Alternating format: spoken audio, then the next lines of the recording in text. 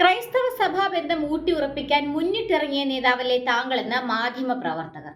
ഊട്ടിയുറപ്പിക്കലിൽ കയറിപ്പിടിച്ച് കേന്ദ്രമന്ത്രി കുര്യൻ ആദ്യം മലയാളം ശരിക്ക് പഠിക്കണം, ആനയൂട്ട് എന്ന് കേട്ടിട്ടില്ലേ, അതാണ് സംഭവമെന്നും മന്ത്രി. ഉത്തരം മുട്ടിയപ്പോൾ മാധ്യമപ്രവർത്തകരുടെ രാഷ്ട്രീയം തപ്പി BJP സഹമന്ത്രി. ഛത്തീസ്ഗഡിൽ മലയാളി കന്യാസ്ത്രീകളുടെ അറസ്റ്റിൽ മാധ്യമങ്ങളുടെ ചോദ്യശരങ്ങൾക്ക് മുൻപിൽ ഉത്തരമുട്ടി കോപിഷ്ഠനായി ന്യൂനപക്ഷ വകുപ്പ് സഹമന്ത്രി ജോർജ് കുര്യൻ. ഈ വിഷയത്തിൽ പ്രതികരണം തേടിയ മാധ്യമങ്ങളെ പരിഹസിക്കുകയും മാധ്യമപ്രവർത്തകരുടെ രാഷ്ട്രീയം തിരയുകയുമായിരുന്നു. മാധ്യമപ്രവർത്തകർ ചോദ്യം ചോദിക്കുമ്പോൾ കേന്ദ്രമന്ത്രി ജോർജ് കുര്യൻ നടപടിക്രമങ്ങൾ പൂർത്തിയാക്കാതെ ജാമ്യാപേക്ഷ നൽകിയതിനാലാണ് കന്യാസ്ത്രീകളുടെ ജാമ്യം കോടതി തള്ളിയതെന്നും സമർപ്പിച്ച ജാമ്യാപേക്ഷയിൽ പിഴവുണ്ടായെന്നും ജോർജ് കുര്യൻ ആരോപിച്ചു.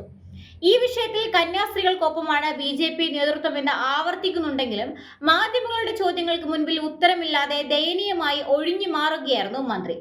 ക്രൈസ്തവ സഭകളുമായുള്ള ബന്ധം ഊട്ടിയുറപ്പിക്കാൻ മുന്നിട്ടിറങ്ങിയ നേതാവല്ലേ താങ്കൾ എന്ന ചോദ്യം മാധ്യമപ്രവർത്തകർ ചോദിച്ചതോടെ ഊട്ടിയുറപ്പിക്കുക എന്ന വാക്കിലെ അക്ഷരപിശക് ചൂണ്ടിക്കാണിക്കുകയായിരുന്നു ജോർജ് കുര്യൻ. മലയാളം ശരിക്ക് പഠിക്കണം, ആനയൂട്ട് എന്ന് കേട്ടിട്ടില്ലേ, അതാണ് ഇത് എന്നായിരുന്നു ജോർജ് കുര്യന്റെ മറുപടി. അതേസമയം സംഘപരിവാർ സംഘടനകൾ കന്യാസ്ത്രീകളെ എതിർക്കുകയാണല്ലോ എന്ന് മാധ്യമപ്രവർത്തകൻ ചോദിച്ചപ്പോൾ താൻ കണ്ടില്ല, സൈബർ കണ്ട് പേടിക്കേണ്ട, അവിടെ സഖാക്കളും കോൺഗ്രസുകാരും സംഖ്യകളാകും, തിരിച്ചുമാകുമെന്നായിരുന്നു കുര്യന്റെ മറുപടി.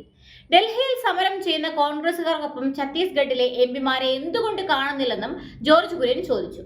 ചോദ്യം ചോദിക്കുന്നവരുടെ രാഷ്ട്രീയം തിരയുന്നതാണോ BJPയുടെ പുതിയ രീതിയെന്ന് മാധ്യമപ്രവർത്തകൻ ചോദിച്ചതോടെ തങ്ങൾ ജനാധിപത്യ വിശ്വാസികളാണ്, ജനാധിപത്യം അനുവദിക്കുന്നത് എല്ലാം ചെയ്യുമെന്നായിരുന്നു ജോർജ് കുര്യന്റെ മറുപടി.